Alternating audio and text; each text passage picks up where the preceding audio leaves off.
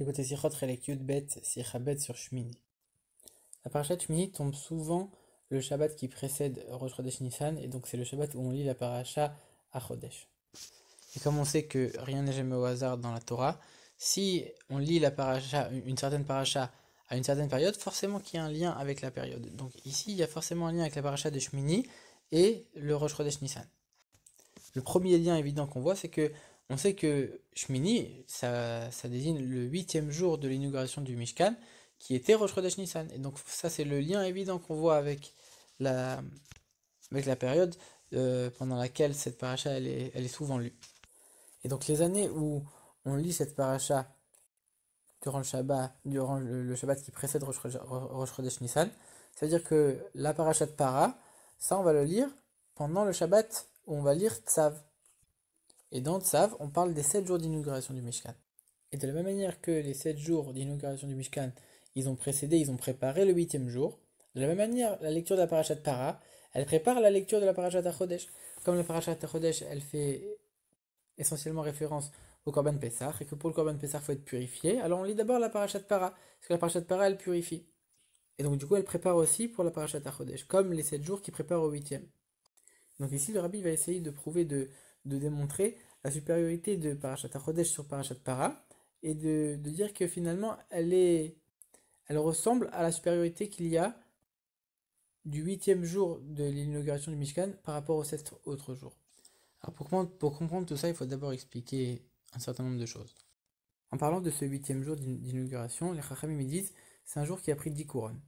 Et là-dessus, les Tosfot y commentent en disant le 8e jour, on ne peut pas vraiment le compter comme le premier jour d'érection du Mishkan, puisque pendant les 7 premiers jours, Moshe Rabbeinu, il érigeait le Mishkan, il le démontait, il l'érigeait à nouveau, etc. Ça, c'est la première réponse des Tosfot. La deuxième réponse, c'est de dire non, le 8e jour, c'est effectivement le jour de l'érection du Mishkan, et c'est pour ça que ce jour a pris 10 couronnes. Alors, c'est deux explications de réponses qui sont a priori complètement opposées. Sur la première réponse, c'est que c'est pas du tout le 8e jour qu'on peut considérer que c'est vraiment là que le Mishkan a été érigé. Et selon la deuxième réponse, c'est que oui, le 8e jour, il a véritablement été érigé.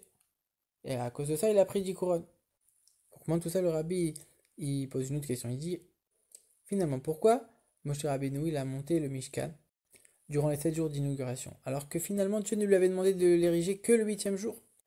Alors, sans entrer dans la réponse du Ramban que le rabbi réfute, Rashi, ici, il ne précise rien ni sur cet ordre de Dieu de le construire le 8e jour, ni sur un autre ordre de Dieu où c'est écrit va Akemota et Mishkan, tu érigeras le Mishkan. Donc c'est-à-dire que Rashi considère que quand Dieu demande de le faire le 8e jour, alors il faut le prendre au sens simple. Et donc du coup, le fait que Dieu maintenant ordonne à Moshe Rabbeinu de le construire le 8e jour, c'est finalement, c'est pas une mitzvah en plus que maintenant Dieu demande à Moshe Rabbeinu, c'est juste qu'il est en train de lui dire voilà maintenant, voilà quand tu devras accomplir cette mitzvah, alors qu'il avait déjà dit dans un autre pasuk va Akemota et Mishkan. En vérité, si Moshe Rabbeinu il l'a érigé et démonté pendant les 7 jours, donc avant le 8e jour, c'était parce qu'il a compris d'autres ordonnances que Dieu lui avait faites. Dieu il a demandé d'introniser Aaron et ses enfants, et ça, on ne peut le faire que quand le Mishkan est construit, donc forcément, il devait construire le Mishkan avant. Il devait faire des offrandes à la porte de Ohel Moed, donc c'est la même chose. Il fallait que le Mishkan soit construit. Et en vérité, on trouve aussi cette même idée dans l'explication de Rashi sur le chasse, où là-bas, finalement, il explique que la Shrina n'a pas résidé dans le Mishkan avant qu'il soit érigé le 8e jour. A priori, une question se pose. Le pasuk qui dit c'est-à-dire que ils vont me faire un mikdash, ils vont me faire un sanctuaire et après je vais résider.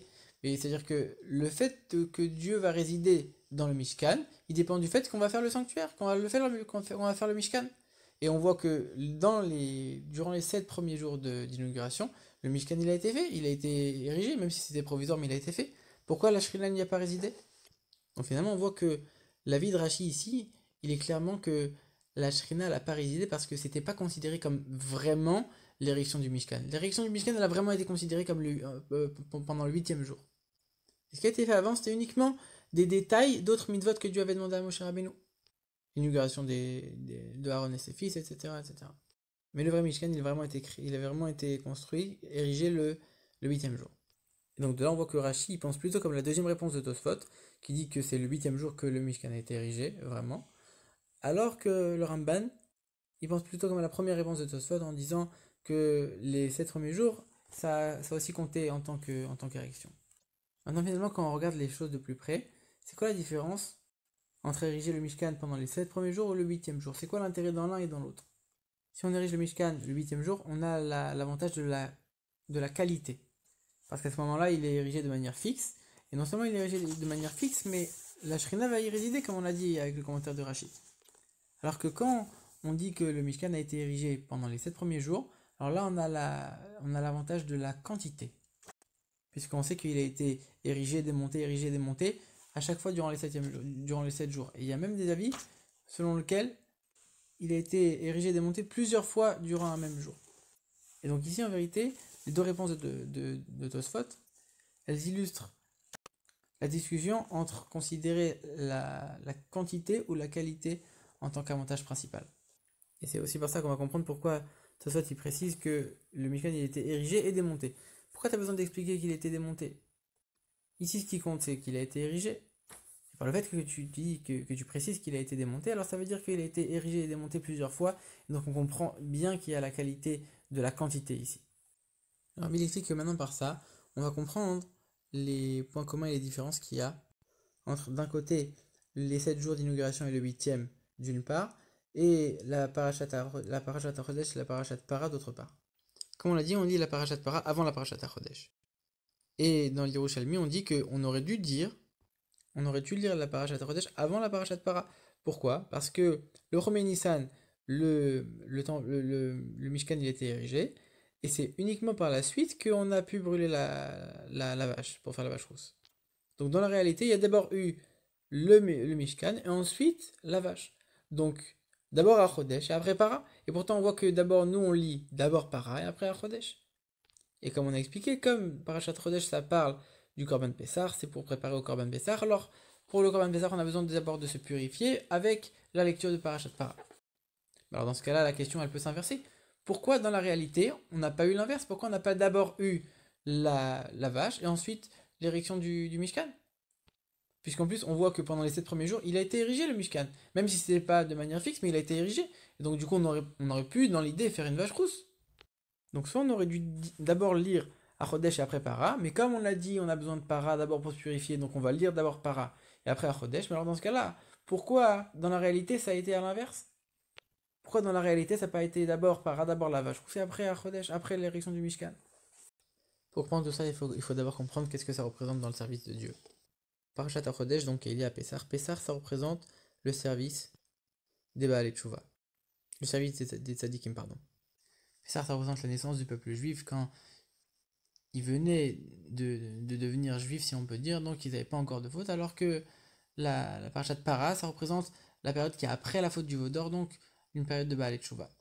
La qualité du tzaddik, c'est que il attire une lumière beaucoup plus élevée, alors que la qualité du Baal Tshuva, c'est que il fait un travail et un effort qui vient de lui-même de manière beaucoup plus profonde, et donc qui a plus de valeur.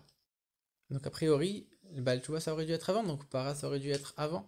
Et pourquoi concrètement il y a d'abord eu l'érection du Mishkan et après la vache rousse? Parce que finalement, quand on a besoin de quelque chose de fixe, quelque chose d'organisé, de structuré, là, on a besoin d'abord du tzaddik. Et finalement, même la qualité du Baal Tshuva, elle n'est là que grâce au fait que la Shrina, elle a déjà résidé dans le monde. C'est-à-dire que grâce au fait qu'on va d'abord ériger le Mishkan, alors ça va faire un réveil d'en haut qui va permettre le réveil d'en bas du Baal Tshuva. Et c'est d'ailleurs pour ça que le Yerushalmi dit on aurait dû d'abord lire à Chodesh et après Para. En vérité, même aujourd'hui, on aurait quand même dû lire à Chodesh et après Para. Parce qu'en vérité, même la qualité du Baal Tshuva, elle ne vient que par ce réveil d'en haut, par le fait que la Shrina, elle réside d'abord. Mais comme le Mishkan, il a déjà été érigé et que cette étape, elle a déjà été franchie une fois dans le monde, alors aujourd'hui, on peut quand même d'abord faire Para et après lire à Chodesh. Mais à l'époque, comme c'était la première fois, alors il y avait besoin de commencer d'abord par Chodesh et après Para. D'abord ériger le Mishkan et après faire la vache rose.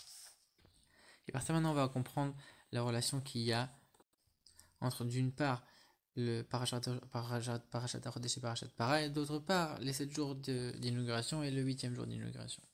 Comme on l'a dit selon l'avis de Rashi, le 8e jour, c'était vraiment le vrai jour d'inauguration, le vrai jour où on a vraiment érigé le Mishkan, et où la Shrina a résidé. Alors que les 7 jours, c'était uniquement un détail, une condition d'application d'autres mitzvot que Dieu avait donné à Moshe, comme introniser les Kohanim, etc.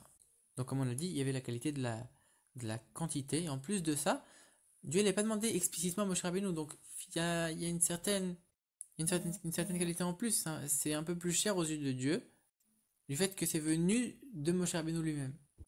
Malgré tout, on peut quand même pas du tout comparer ces 7 jours au 8e jour où c'était vraiment le début de la résidence de la Shrina. De la même manière, la paracha de Para, ça représente le service d'en bas, le travail sur soi-même, c'est plus cher aux yeux de Dieu quelque part. Mais comme on l'a dit, ça ne peut pas avoir lieu s'il n'y a pas d'abord la Shrina qui réside, s'il n'y a pas d'abord un réveil d'en haut. Et donc l'essentiel, c'est bien d'abord de commencer avec Chodesh, d'abord l'érection du Mishkan, et ensuite seulement Parashat Para, la vache rousse, donc d'abord Chodesh, et ensuite Para. Et par ça, on comprend la qualité du 8e jour par rapport aux 7 jours d'inauguration.